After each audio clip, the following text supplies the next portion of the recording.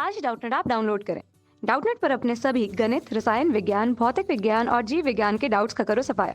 बस प्रश्न की फोटो खींचो, एक ही प्रश्न को क्रॉप करो और तुरंत वीडियो सोल्यूशन पाओ। अभी डाउनलोड करें। हेलो गाइस, देखिए हमारा क्वेश्चन क्या है कि आर्हीनियम नहीं है, ये आर्हीनियस है। ठीक है, इसे ठीक कर लेंगे। आर्हीनियस के वैद्युत अपघटनी वियोजन सिद्धांत की व्याख्या कीजिए तथा जल अपघटन को वियोजन के आधार पर समझाना है। ठीक है, तो देखिए मैंने यहाँ पे आर्हीनियम नहीं, आर्हीनियस, सॉरी।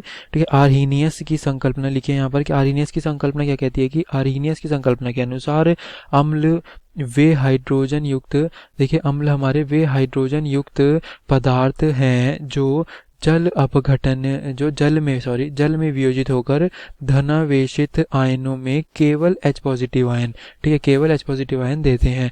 और अब इसी तरीके से तथा क्षारक वे हाइड्रोक्सिल समूह युक्त पदार्थ हैं, हाइड्रोक्सिल समूह यानी कि OH समूह युक्त पदार्थ हैं जो जल में वियोजित होकर, ठीक है, जल में क्या क्या होकर वियोजित होकर ऋणावेशित आयनों में केवल OH नेगेटिव आयन देते हैं। ठीक है, कौन सा आयन देते हैं? OH नेगेटिव आयन देते हैं। तो ये हमारे पास हो गया आर्हीनियस के वैद्युत अपघटनी वियोजन सिद्धांत की व्याख्या। ठीक है, और इसको एग्जाम्पल के थ्रू अगर आपको समझना है तो देखिए एग्जाम्पल में हमारे पास, एग्जाम्पल के थ्रू समझते हैं यहाँ पर कि जैसे HCl है, हमारे पास HCl एक्वस है। ठीक है, HCl एक्वस, तो ये हमारे पास H पॉजिटिव एक्वस और Cl नेगेटिव, H पॉजिटिव और Cl नेगेटिव दे रहा है। ठीक है, तो इस तरीके से हम ऐसे बोल सकते हैं, ये हमारा इसका एग्जांपल हो गया कि इसने पॉजिटिव आयन में केवल H पॉजिटिव आयन ही दिया है। ठीक है, और इसी तरीके से हम अगर देखिए OH की बात करेंगे तो हमारे पास NaOH ले लेते हैं। देखिए NaOH का एक्वस ले लेते हैं। ठीक है, NaOH अगर हम आयनोमाइनित करेंगे तो Na पॉजिटिव, ठीक है, Na पॉजिटिव एक्वस और OH नेगेटिव एक्वस। ठीक है, तो देखिए OH नेगेटिव में इसने केवल OH नेगेटिव ही दिया है। ठीक है ना, तो ये हमारे पास इस तरीके से आर्हीनियस के सिद्धांत की परिकल्पना हो गई। ये दोनों इसके एग्जाम्पल हो गए। तो अब इसने क्या बोला, लास्ट इसमें बोला था कि जल अपघटन को वियोजन के आधार पर समझाना है। ठीक है ना, किसके आधार पर? वियोजन के आधार पर, कि किस तरीके से वो वियोजित होता है आयनों के अंदर। तो देखिए जल अपघटन को समझना है तो जल अपघटन को समझने के लिए देखिए हम क्या करेंगे, जल ले लिया हमने, ये रहा हमारा जल H2O।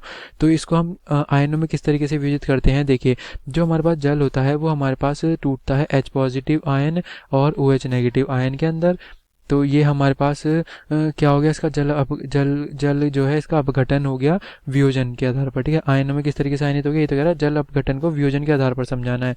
तो जल का अपघटन हमारा वियोजन के आधार पर यही है कि H पॉजिटिव आयन में टूटेगा और OH नेगेटिव आयन में टूटेगा। ठीक है ना, तो ये इसका सॉल्यूशन हो गया है। आई होप आपको वीडियो समझ आ गया होगा। Thank you for watching. कक्षा 6वीं से 12वीं से लेकर नीट, IIT, JEE वो एडवांस के लेवल तक 1 करोड़ से ज्यादा छात्रों का भरोसा।